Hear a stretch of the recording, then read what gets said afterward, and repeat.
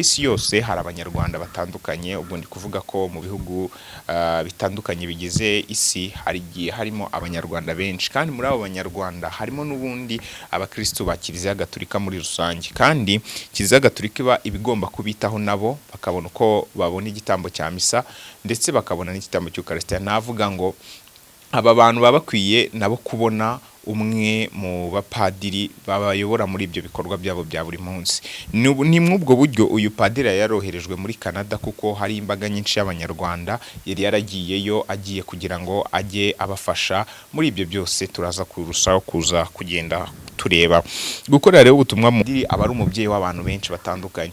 Niba yarabatije umwana wawe, ni igikorwa gikomeye cyane aba yarakoze muri wowe, kiba kizasigara ku mutima wawe. Uba ubonye ko uhombye umuntu w'agaciro. Niba yaraguhaye isakaramento ry'ishyingirano, uba wumva ni nka papa wawe. Aba uriya niwe, iyo mugize ibibazo mu rugo mugenda mukabwira padiri twabyagenze ukuntu, kakabunga akabafasha kongera gusubirana, cyangwa se akabagira inama kandi ibubaka. Aba yarabahaye isakaramento ry'Ukaristiya. Ibi nabyo ni ibintu byo kwakira neza. Ikindi kandi aba yarabasabiye umugisha. Habaho gusabirwa, aba yarabasabiye umugisha. Reka mbasuze kandi mbifurize ibihe byiza, bahikaze kuri Emipro Media, by'umwihariko nge mutumwana Niradukunda Keve Junior. Uyu munsi ndagarutse, ariko nkuko muri kubibona ntago ngarukanye imbaraga zihagije zo kugira ngo tuze kuganira nkuko byari bisanzwe. Ngarukanye agahinda karimo n'akababaro cyane kubw'inkuru ngiye kubagezaho. Ni inkuru y'incamugongo ndetse n'inkuru ibabaje. Ngira ngo abantu bese tubana umunsi ku munsi, murabizi ko umuntu mu buzima bwe uyu munsi arishima, ejo akabona ibimubabaza. Nyine akaba ari bwo buzima bw'iyi si, ariko hamwe n'Imana n'abizera bose dufatanya gukomeza gukomera no mu bihe bikomeye. Uyu munsi muze kunyemera tuvuge ku rupfu rwa Padiri Bernard Kanayoge rwashegeshe diocese ya Nyundo ndetse n'abandi bantu benshi bari bamuzi. Uyu ni umwe mu bapadiri tugiye kuba tuganiraho, witabye Imana kuri tariki 22 ngira ngo z'uku kwezi umwaka wa 2026. Tugiye kubiganiraho, turaza kureba byinshi muri wo, ariko nifashishije zimwe mu nkuru zitandukanye nagiye nkoraho ubushakashatsi ndetse ndushaho guteguramo inkuru nziza. Nifuje kugira ngo tuze kuganira, kugira ngo n'abatari bamuzi cyangwa se n'abari bamuzi mumenye icyo yazize, aho yaguye, ndetse turaza no kugenda tugira byinshi dusobanukirwa ku nyigisho zitandukanye yagiye atanga ubwo yari agifite inshingano muri Kiliziya Gatolika. By'umwihariko Abanyarwanda bakunze ibi biganiro byubaka, uyu munsi mureke tuganire ku nkuru y'incamugongo yashegeshe Kiliziya Gatolika, cyane cyane diocese ya Nyundo ndetse n'abakristo benshi bayisengamo. Padiri Bernard Kanayoge wari umaze igihe akorera ubutumwa bwa gishumba mu gihugu cya Canada, kandi yitabye Imana kwa 22 Nyakanga umwaka wa 2026. Nk'uko byatangajwe rero ku mugaragaro na Musenyeri Anakreti Mwumvaneza, umwepiskopi wa diocese ya Nyundo. Aya ni amakuru tumukesha mu by'ukuri. Tugiye kuza kuba tugaruka ku ngingo zitandukanye ziza kudusobanurira uburyo uyu mupadiri yakoraga imirimo, uburyo yari yaratumwe, ndetse n'ibindi bigiye bitandukanye. Hari zimwe mu ngingo rero turi buze kwifashisha, n'ingingo navuga ngo zigera kuri 5. Nshaka ko buri mukristo wese wa Kiliziya Gatolika, buri mukristo wese ndetse na buri munyarwanda muri rusange aza gukurikira, kuko nzi neza ko biri buze kugira icyo bigufasha, ndetse hari n'icyo biri buze kugusigira mu mutwe wawe, cyane ko uyu mupadiri n'umupadiri twakurikiranaga inyigisho ze umunsi ku munsi, ndetse n'umupadiri uhamya ko yagendeye ku mahame yose ya Kiliziya Gatolika imutegeka, nk'umupadiri wabiherewe uburenganzira mu by'ukuri. Ingingo ya mbere turi buze kureba uwo Padiri Bernard Kanayoge uwo yari we, ubundi yari muntu ki. Iyo wumvishe Padiri Bernard yari uhe muntu, akomoka he? Ibyo byose turi buze kubisobanukirwa. Ibyatangajwe rero n'ubuyobozi bwa Kiliziya turaza kubigarukaho, kuko hasohotse itangazo ngira ngo ryasohowe na Musenyeri Anakreti Mwumvaneza, naryo turaza kuza kurirebaho ndetse tunagerageze kuriganiraho, tugende dusesengura ingingo ku ngingo kugira ngo muze kuza gusobanukirwa. turaza kurebera hamwe uruhare yagize mu butumwa cyangwa se mu ivugabutumwa aho yarikoreraga mu gihugu cya Canada, ariko ubwo turahera hano iwacu mu Rwanda ndetse tuze no kugera hanze y'igihugu cy'u Rwanda, turebe ivugabutumwa rye uko ryari rihagaze ndetse n'imbaraga rishyiragamo n'ibikorwa bitandukanye yaba yarakoze. Uyu munsi wa none abantu turakomeza kugumana tutazibagirwa muri rusange. Turaza kureba hamwe impamvu urupfu rwe rwakoze benshi ku mitima. Iyi ni impamvu ikomeye cyane. Mu by'ukuri nk'ibisanzwe umuntu arapfa, iyo umuntu wese apfuye turababara agahinda kakaza, ugasanga ntago tumeze neza bitewe n'uko hari uwacu twabuze. Ariko by'umwihariko turaza no kureba impamvu uru rupfu rwe rwashegesha abantu benshi, kubera ko inkuru ikimara kugera inaha abantu benshi bagize agahinda gakomeye. Ibi byose turaza kubigarukaho turebe icyabateye ako gahinda. Nicyo ubuzima bwe busigira abakristu, nacyo turaza kuza kuba tukirebaho. Ese ubuzima bw'uyu mupadiri, imibereho ye, imyitwarire n'imico ye, uko yakoraga umurimo n'ibindi byose, niki bigwiye gusigira umukristo muri rusange. Noneho ndaza gusoza wenda mbahereza umusozo w'ikiganiro, ariko ntekereza ko mwamaje kumva ingingo turi buze kuba tuganiraho mu by'ukuri. Munyemerere tujye ku makuru y'urupfu rwe. Ku itariki 22 Nyakanga umwaka wa 2026 nibwo Diocese ya Nyundo yasohoye itangazo ryemeza urupfu rwa Padiri Bernard Kanayoge. Nk'uko iri tangazo ribivuga, Padiri Bernard yitabye Imana ari mu gihugu cya Canada, aho yari ari mu bitaro byitwa Cité de Santé Iravive Quebec, aho yari arwariye. Musenyeri rero Anaclet Mwumvaneza yamenyesheje abantu benshi batandukanye iby'uru rupfu rw'uyu mupadiri, ndetse harimo abakristu muri rusange ba Kiliziya Gatolika ku isi hose. Yamenyesheje abepiskopi, amenyesha abapadiri, amenyesha kandi abihaye Imana, amenyesha abakristu ba Diocese ya Nyundo, amenyesha n'inshuti zose za Padiri Bernard, kuko uyu mushumba yitabye Imana ari mu butumwa yari yaroroherejwemo mu gihugu cya Canada. Iri tangazo kandi risoza risabira Padiri Bernard iruhuko ridashira. Nk'ibisanzwe iyo umuntu yapfuye abantu benshi bamubwira agira iruhuko ridashira, kubera yuko baba bafite icyizere gihambaye ko n'ubundi hazongera akabaho umuzuko. Abantu benshi bemera ko umuzuko uzabaho kandi tukazahura n'abacu twabuze. Padiri Bernard yari muntu ki mu by'ukuri? Nubwo itangazo ritagaragaza amateka yihariye y'uyu mupadiri, ubuzima bwe n'ibindi, ariko ryerekana ko yari umwe mu bapadiri ba Diocese ya Nyundo. Iki nicyo twakuye mu itangazo ryatanzwe. Yari yarahawe kandi inshingano zo gukorera ubutumwa hanze y'igihugu, nabibabwiye ko ari muri Canada. Ibi bisobanuye icyizere Kiliziya yamugiriraga cyo guhagararira Diocese no gukomeza kwamamaza inkuru nziza no kwita ku bakristu batuye mu bihugu bigiye bitandukanye.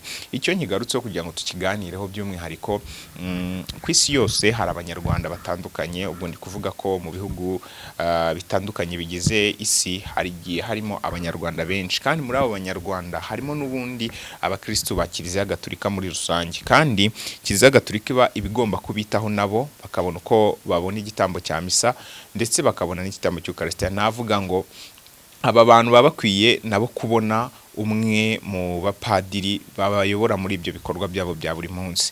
Ni mw'ubwo buryo uyu padiri yaroherejwe muri Canada, kuko hari imbaga nyinshi y'abanyarwanda yari yaragiyeyo agiye kugira ngo ajye abafasha muri ibyo byose. Turaza kurushaho kuza kugenda tureba. Gukorera rero ubutumwa mu mahanga si inshingano ihabwa na kuri buri wese. Hari bimwe bigenderwaho kugira ngo baguhereze inshingano zo kubasohoka ukajya gukorera ivugabutumwa hanze y'igihugu cy'u Rwanda. Ese ukibaza uti ni ibiki bagenderaho ubundi ko ari byo biri buze no kudufasha kubona icyo bagendeyeho bahereza Padiri Bernard kuba yajya gukorera ivugabutumwa mu gihugu cya Canada? Icyambere, harebwa uburebure bwa gishumba, hakareba ubunyangamugayo, hakarebwa kandi ubushobozi bwo kubana n'umuco utandukanye. Harebwa kandi gukorera Kiliziya aho ikeneye abakozi. Ibyo byose nibyo bagusaba kugira ngo ube wajya gukora ibyo bintu, sibyo? Hari kuba ufite igihe runaka umaze ukora ubushumba, hari kuba ufite ubunyangamugayo muri wowe, ndetse iki ngiki ni ikintu cy'ingenzi. Ikindi hari kuba ufite ubushobozi bwo kubana n'abantu, sibyo? Kandi ukaba ufite imico myiza ikuranga. Hari gukorera kiliziya aho ikeneye abakozi hose. Mu by'ukuri ese wagiye ukora imirimo bagiye baguha gute? Uyu afite amaparuwasi menshi agiye akoraho, hano i Kigali yarahakoze, hari n'izindi paruwasi yagiye akoraho byanga bikunda, byerekana ko yari afite ububasha n'ubushobozi bwo kuba yakorana n'abandi akabana neza, afite n'imico myiza. Ntago igihugu cyari bubure rero kumwohereza kujya gukora ubutumwa muri iki gihugu cya Canada, nubwo Imana ariho imuhamagariye mu by'ukuri. Hari ubutumwa bw'umupadiri. Ubundi iyo bavuze ubutumwa bw'umupadiri baba bashatse kuvuga iki muri rusange, kugira ngo uze gusobanukirwa icyari gitumye uyu mupadiri ari muri kiriya gihugu cya Canada. Mu myemerere ya Kiliziya Gatolika, umupadiri ni umuntu uhamagarwa n'Imana kugira ngo abe umushumba w'abantu bayo. Hari rero inshingano nyinshi aba agomba gukora, harimo gutanga amasakaramentu, hakabamo kwamamaza ivanjiri, gusabira abantu, guhumuriza abababaye, kuyobora abakristo mu rugendo rwo kwizera. Ibyo byose nibyo Padiri Bernard yakoraga muri kiriya gihugu cya Canada. Murumva ko yari afatiye runini, ndetse yabanaga neza, yari afitiye akamaro abakristo ba Kiliziya Gatolika babarizwa mu gihugu cya Canada muri rusange. Rero ni igihombo gikomeye cyane ku bantu, ku nshuti, ndetse no kuri Kiliziya. Navuga ngo cyane cyane abantu babanaga nawo umunsi ku munsi baraza kumva, baraza kugira agahinda gakomeye cyane bitewe nuko yabanaga nabo muri rusange. Gukorera Imana gukorera ubutumwa mu gihugu cya Canada nacyo hari icyo biba bisobanuye, cyangwa se biba bivuze. Ubundi Padiri Bernard yari mu gihugu cya Canada. Hari abanyarwanda benshi rero batuye muri iki gihugu. Kiliziya ikunze kohereza abapadiri bo mu Rwanda kujya kubafasha muri bya bindi byose nababwiye baba bandikiwe kujya gukora, harimo kwizihiza misa, kubafasha mu buzima bw'iyobokamana, kubunga mu buryo bwa Kinyarwanda, no gukomeza kubitaho nk'abakristo ba Kiliziya. Bernard rero yari umwe muri abo ngabo bahamagariwe kujya gufasha abo bantu muri ibyo byose, ndetse yanabikoraga neza cyane, kuko ntago yigeze ahagarikwa cyangwa se ngo imirimo ye igaywe. Kuki urupfu rw'umupadiri rukora benshi ku mitima? Iki ni ikibazo cyo kwibaza cyane. Abantu benshi birumvikana iyo umuntu yapfuye urupfu rurababaza. Umushumba nk'uyu yapfuye se bisobanura iki? Umushumba nk'uyu yapfuye se ku mukristo rumushengura gute? Tujye kubira muri iyi context ivuga ko umushumba yapfuye, hari ingaruka nini cyane bigira kurenza umuturage wari uri hariya bisanzwe. Kubera ko umushumba aba afite inshingano nyinshi. Nagiye mbabwira inshingano zabo zose. Reba izo nshingano zose aba afite, reba akazi kose aba afite, reba imbaga nyamwinshi bimuhanze amaso, reba imbaga nyamwinshi imugezaho ibibazo, kandi akagerageza kuza kureba uko ibyo bibazo biri bukemuke. Muri kumva ukuntu kiba ari ikintu gikomeye. Ariko kuki tugomba gushigishwa nabyo cyane mu gihe yitabye Imana? Abantu benshi bibaza bati, kuki iyo padiri apfuye abantu benshi bababara cyane birenze ibyo tubona?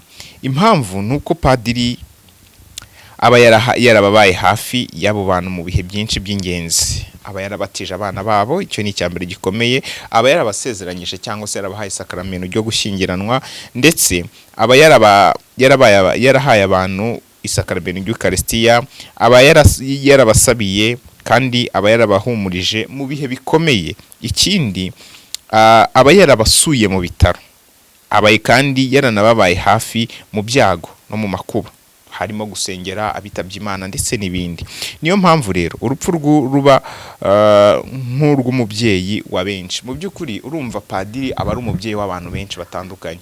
Niba yarabatije umwana wawe, ni igikorwa gikomeye cyane aba yarakoze muri wowe, kiba kizasigara ku mutima wawe. Uba ubonye ko uhombye umuntu w'agaciro niba yaraguhaye isakaramento ry'ishyingirano uba wumva ni nka papa wawe, aba uriya niwe iyo mugize ibibazo mu rugo mugenda mukabwira padiri twabyagenza ukuntu kakabunga kabafasha kongera gusubirana cyangwa se akabagira inama kandi ibubaka. Aba yarabahaye isakaramento ry'Ukaristiya, ibi nabyo ni ibintu byo kwakira neza. Ikindi kandi aba yarabasabiye umugisha, habaho gusabirwa, aba yarabasabiye umugisha. Ibintu bikomeye cyane. Padiri asura abarwayi mu bitaro, sibyo? Ibaze padiri rero iyo tumuhombye urupfu rukamutwara, tuba duhombye ikintu kinini ndetse kitubabaza cyane ku mutima. Ubutumwa rero Musenyeri yatanze nkuko nabibabwiye mu itangazo, Musenyeri Anakreti mwumva neza yagaragaje bumwe mu butumwa bukomeye cyane nyuma y'uko uyu mupadiri tumenya ko yitabye Imana mbere. Icya mbere ni uko kumenyesha abakristu amakuru nyayo. Icyo nicyo Musenyeri yakoze, yagombaga kumenyesha abakristu amakuru ahari, kandi koko turamushimira ko yabikoze kandi akabikora neza cyane. Icya kabiri ni ugusaba bose ko batangira gusabira Padiri Bernard. Ibyo nabyo yabikoze neza. Kiliziya iyo umupadiri yitabye Imana ntabwo ihagarara gusa kumarira gusa, ahubwo inashishikariza abakristu kurushaho gusenga amasengesho basabira umupadiri ndetse bagakomeza no gusenga. Niyo mpamvu rero Musenyeri asoza agira ati Imana imuhe iruhuko ridashira. Mu by'ukuri Musenyeri akazi nawe asabwa kuba yaragombaga kuba yaragakoze turamushimira, yaratumenyesheje, kandi Imana yo mu ijuru n'ubundi ikomeze ihe Padiri wacu Bernard iruhuko ridashira. Icyo urupfu rero rutwigisha, nubwo urupfu rubabaza, rutwibutsa ko ubuzima bwo ku isi bufite iherezo. Abakristo bemera ko umuntu wapfuye atarangiye, bashishikariza Imana bizeye ko hazaba izuka. Padiri Bernard nawe yari yaramaze imyaka myinshi yigisha abantu kwizera, ko dukwiye kwizera. Ni nayo mpamvu uyu munsi turi buze gukomera ku kwizera kwacu, nubwo bwose tuvuyemo mu buryo bw'umubiri, ariko twizeye tudashidikanya ko tuzabona Padiri wacu ku muzuko. Uyu munsi rero natwe nk'abakristo dukwiye gukomeza gusenga, tugashyiramo imbaraga ndetse tukarushaho kumuherekeresha amagambo meza avuga ngo Imana ikomeze imuhe iruhuko ridashira. Hari ubutumwa butandukanye kuba padiri wenda twabona cyangwa se twatekerezaho. Urupfu rwa Padiri Bernard rwibutsa abapadiri bose agaciro k'ubutumwa bwabo. Icyo ni ikintu gikomeye cyane. Kuba umupadiri si icyubahiro gusa, ni umurimo wo kwitanga, ni ugukorera abandi, ni ukwemera kujya aho Kiliziya igutumye. Padiri Bernard yari yagaragaje gukorera ubutumwa iwabo ndetse no hanze y'iwabo. Ibyo ubwabyo ni urugero rwiza rw'ubwitange uyu mupadiri yagize, kandi tukimushimira uyu munsi wa none. Imana yo mu ijuru izabiguhere nabyo umugisha. Ntekereza ko nayo yararebaga imirimo wagiye ukora, twarayishimye kandi izanagufashe. Imana ikomeze kugenda ikwibukiraho. Ubutumwa rero ku rubyiruko, hari urubyiruko rwinshi rwifuza gukorera Imana muri rusange. Ubuzima bwa Padiri Bernard burabereka ko guhamagarirwa ubusaseridoti bishoboka. Ni urugendo rwo kwitanga, ni urugendo rwo gukorera abantu, kandi ni urugendo rwo gukorera Imana aho igushakiye hose. Uyu munsi yakoreraga muri Canada, urumva ko iby'Imana yamushyizemo yarabikoze, kubera ko hano iwacu mu Rwanda yabikoreraga muri paruwasi ya Nyundo, yarabikoze muri paruwasi ya Kigali, Arikidiyoseze ya Kigali yarabikoze, kandi no muri Canada. Ikomeze imuhe iruhuko ridashira. Mu gusoza ikiganiro nabateguriye umusozo ugira uti: twifatanyije n'umuryango wa Padiri Bernard Kanayoge, Diyoseze ya Nyundo, abakristo bose ndetse n'abanyarwanda muri rusange bari mu gihugu cya Canada n'abari mu gihugu hano indani cy'u Rwanda. Abanyarwanda bose n'abakristo ba Kiliziya Gatolika twifatanyije namwe muri uyu mubabaro. Turasabira Padiri Bernard Kanayoge ngo Imana yamwakire mu bwami bwayo, imuhe iruhuko ridashira n'urumuri ruhoraho rumusasire. Ibyo ni bimwe mu bintu twifuriza padiri.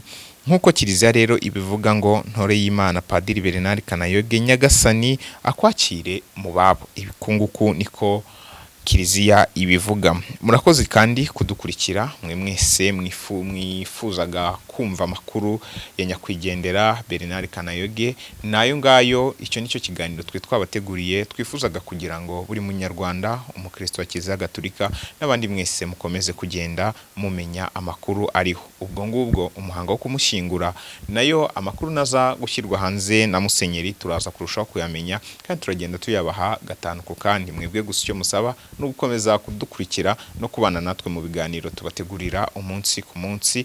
Imana yo mu ijuru ikomeze ibaho umugisha. Iyi ni Emi Pro Media, je nkaba nitwa Iradukunda Keve Junior.